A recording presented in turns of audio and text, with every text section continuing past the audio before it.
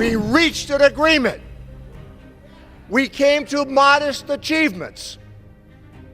And a tweet changed all of it? Can you imagine what the next 2 years are going to be like if every time the Congress works its will and then there's a tweet? Or from an individual who has no official portfolio, who threatens members on the Republican side with a primary, and they succumb? A simple suggestion from the president-elect that you ought to abandon that principle? And this is what this is about.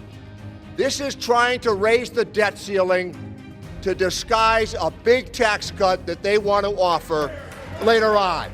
In December of 2017, the TCJA was rendered, and my friends, particularly the ones that have been here for a while, you know what I'm about to say is true. You borrowed the money for a tax cut. $2.3 trillion for a tax cut for wealthy people. And when you see the distribution tables, you know who got what. We are trying to avert a government shutdown, but we're also trying to subscribe to the basic principle as outlined earlier.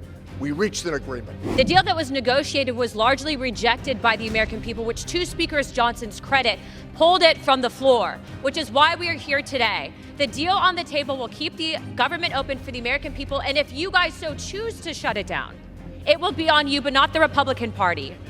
We will not be going back to the table. This deal stands as it is, so let you go back home on Christmas and explain to your people why you shut down the government, because we won't be doing it.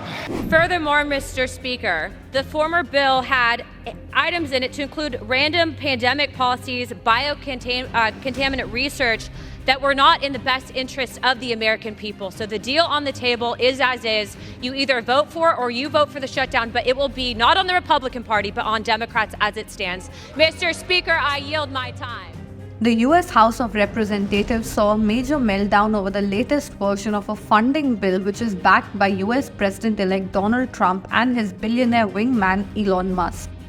Now the US government is a day away from running out of money.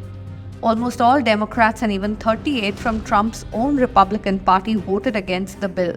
What this essentially means is that the US Congress needs to scramble a deal to keep the government open, which addresses both parties' concerns.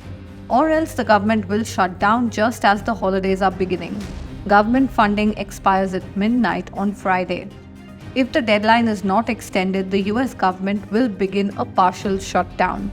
This means that everything would be interrupted, from border enforcement to national parks to some forms of travel, and paychecks would be cut off for over 2 million federal workers.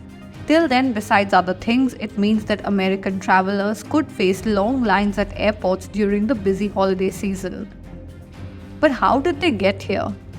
Basically, the Republicans floated a last-minute revised spending plan which would have averted the government shutdown.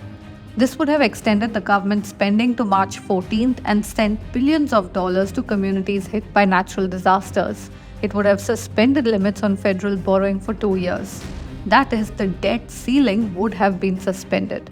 This would have been crucial for Trump to implement the dramatic tax cuts that he's promised. But why a sudden new bill? Basically, there was an earlier bipartisan bill which had been negotiated by the Speaker, which would have also extended the deadline to 14th March, well into Trump's term. But this was torpedoed following criticism from Trump and Elon Musk. So the Republican leaders hastily assembled this new plan seeking to comply with Trump's demands. This came just a day after Elon Musk spoke out against the previous plan in a series of tweets. This happened on Wednesday. He said that the earlier bill needs to be killed as it's a waste of American citizens' tax dollars. Trump and Musk have called the earlier bill a wasteful giveaway to Democrats. This led to a huge debate on Twitter with many American people supporting Musk.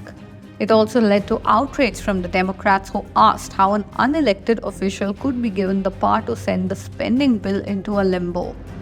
They blasted the new bill as a cover-up for a budget-busting tax cut which would largely benefit wealthy people like Musk while saddling the US with trillions of dollars of additional debt.